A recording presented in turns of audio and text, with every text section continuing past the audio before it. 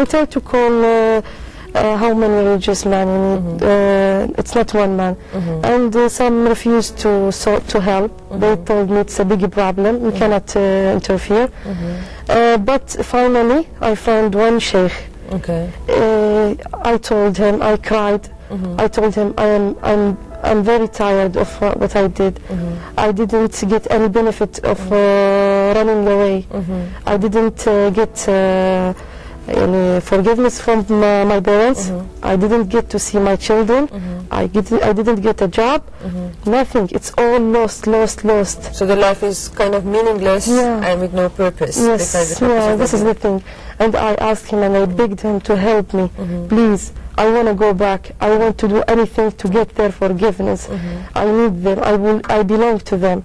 I want them to know that I'm not happy because I'm away from them. He said, I will help you. He accepted to help me, and he did. He went to my father's house after taking an appointment with him.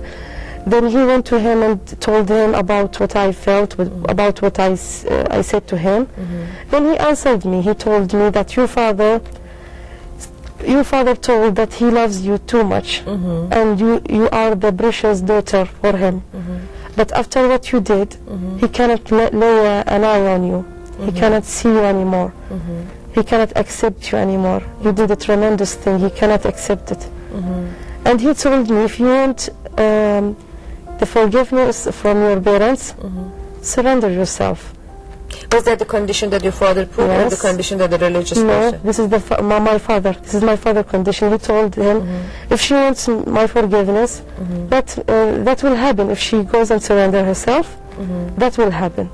So in other words, the message that the religious guy is giving you is, the father sent you a message that he loved you so much, but because of principle or the cultural belief or personal value or belief system or religious act of belief, many parents they have a certain expectation from their children, and when they don't get that expectation, especially if it comes to the area or the context of morality or immorality, they feel like the spirit is broken, they feel like their heart is broken, and they feel a great deal of disappointment, and it's very hard for them to forgive.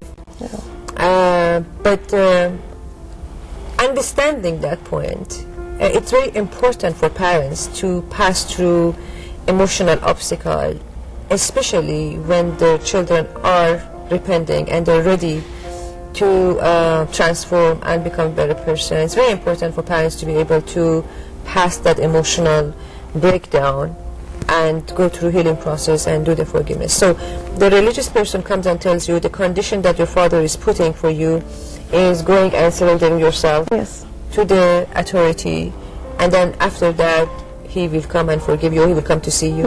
Okay, go on. That's what happened. After he told me that, I was very afraid. It was a big,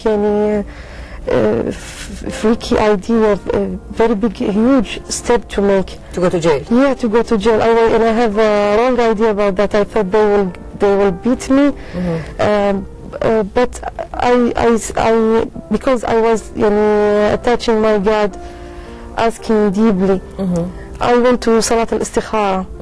I was very afraid. After that, after Salat al-Istikhara, I felt I want to go back to Riyadh now. This moment, I want to go back. And that's what happened. Directly, I went to Riyadh. I wasn't at Riyadh. And I asked Sheikh, please, I need to see my children because I didn't see them from 3 years. I didn't lay an eye on them. I just let me see them and I do whatever you want. So he talked to the father of my children, and that's what happened. I took my children. It was a tragedy. The moment that we met, me and my children. Very emotional. Yes. How could you describe that? I met them at the stepmother house. They didn't know that I was there. Somebody called them and told them, come to see, somebody want to see you. My old son was very confused. He had a question in his eyes, but he couldn't express.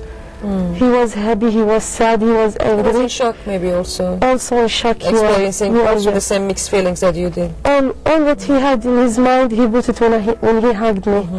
He cried. And my other son also hugged me. How old they are? At that time, 9, the eldest, 9. Eldest was 9. Yeah. The other one was 7. 5 years. So it should have been very emotional. Yeah. They're telling me from the studio that we have colds. Yeah. I want to invite you, dearest, to pay attention to our story. There is some very important and significant element between the line and through the lines of this story. And one of the most significant is the spirit of Islam and the spirit of forgiveness, which is very important for us to comprehend and define it in the right way and realize it and go from there. Mr. Ali, do we have a call on the line? Yes. Yes, you're on the air. Hello? Hello? Do we have anybody on there? They're telling me that they have a call and they got disconnected. It is very important. I was, of course, you know, we followed the track of your experience when you saw the children, and of course there's confusion, separation anxiety, not knowing, you know, what's going to happen. Now I saw my mother after 3 years, and the feeling is sometimes children don't understand. Yes, you know what I'm saying? It's a hard time to express their feeling.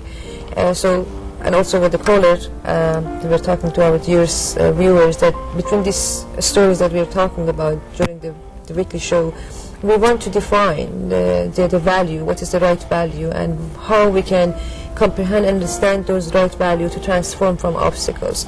So let's pick up from where you were with your children, and then what happened? I just want to let you know that I have one son I left. He was 1 year and 8 months when I left him. Now he's about 4 years. I didn't see him since then. I saw only 3 children. The youngest I didn't see him at all. How long is that? Since I left my father's house until now, I didn't see him. 3 once. years? Yeah, 3 years. How do you feel about that? I feel bad, Victoria. You know, I called him when I was at the prison, and I told him. He said, "Who are you?" I told him, "I am your mother," and I told him my name. He said, "Mother, my grandmother told me that you are dead. How come you are dead and you're talking?" Did they? Yes, we have sorry, don't forget what we are. This is very important. We have Abdulaziz on the air. Please welcome. Hello? Yes, Abdulaziz, welcome to our show tonight. Assalamu alaikum, ya Fatima. They're saying hi to you. I've been watching the show, and I'm very touched with her story. And I would like to send 3 messages. First one is for Fatima herself. I just want to tell her, قل يا أيها أعوذ بالله من الشيطان الرجيم قل يا أيها الذين I can't remember exactly the ayah, but it's about الذين أسرفوا على أنفسهم لا تقنطوا من رحمة الله فإن الله يغفر الذنوب جميعا. We all sin. Nobody is perfect.